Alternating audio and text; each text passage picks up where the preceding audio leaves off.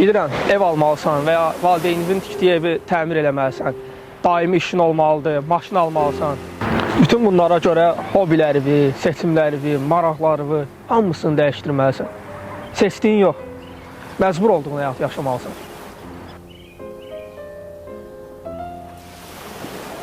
Bekar vaxtlarında çayxanada domino çırpmalı ya da içində yığılan stresi dostlarınla elədiyin söyüşlü zarafatlarla atmalısan. Biraz pulun çoxdursa, xüsusi günlərdə həmin dostlarımı bir kabinetə yığıb, onlarla içki içib, musiqi dinləməli və ya TikTokda başqalarının alçalmağını izləyib, bununla öz həyatından zövq aldığını zənn etməlisən. Çünki mədəni danışmağın, kiminsə haqqında qeybət olunanda bunun sənə maraqlı gəlmədiyini ifadə etməyin, ya da öz bacarıqlarını, öz işini çox şişirtmədən, cəsarətini sözlərlə sübut eləməyə çalışmadan yaşamağın, sürücülük vəsiqəsi almaq üçün kitab oxumağın, yəni bundan istifadə eləməməyin, rüşvəti əxlaqsızlıq adlandırmağın, ədaləti şəxsi münasibətlərdən üstün görməyin, bütün bunlar və daha çoxu. Bütün bunlar onların sənin haqqında fərqli, normal olmayan, qəribə biriymişsən kimi düşünmələrinə səbəb olacaq. Bəzi yaşda səndən böyük olanlar isə divizeniyalı deyilsən və həyatda heç bir şeyə nail ola bilməyəcəkmişsən kimi düşünəcəklər.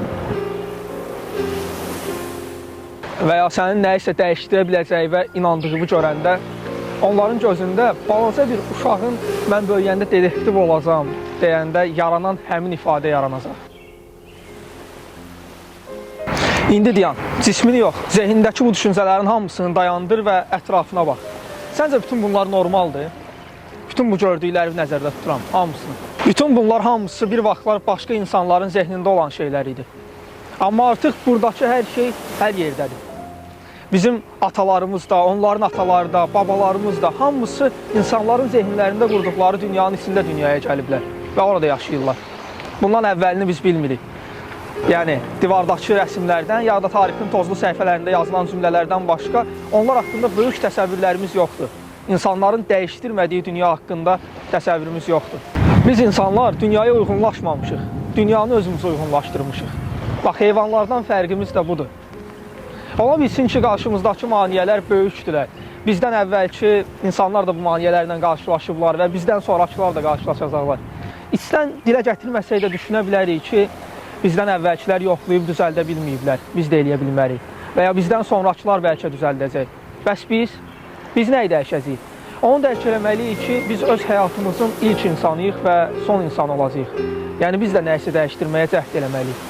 İnsanlıq bir yerdən sonra dünyanı dəyişdirərək varlıqlarına davam edə biliblər. Dünya üçün dəyişərək yox. İstəsələr də, istəməsələr də, istəsək də, istəməsək də, tarix belə işləyir. Bir dövrün gəncləri, bir dövrün sahibləri olur. Və bir gün gələcək, biz gənclərlə gələcək. Həyatın bir çox məqamında seçim sizin olmasa da, bax burada seçim sizindir. Bu riyakar dünya üçün içinizdəki saf uşağı dəyişdirəcəksiniz? Yoxsa dəyişdirməli olduğunuzu düşündüyünüz həmin problemləri mi düzəldəcəksiniz? Sorğulamaq da başlamaqdır.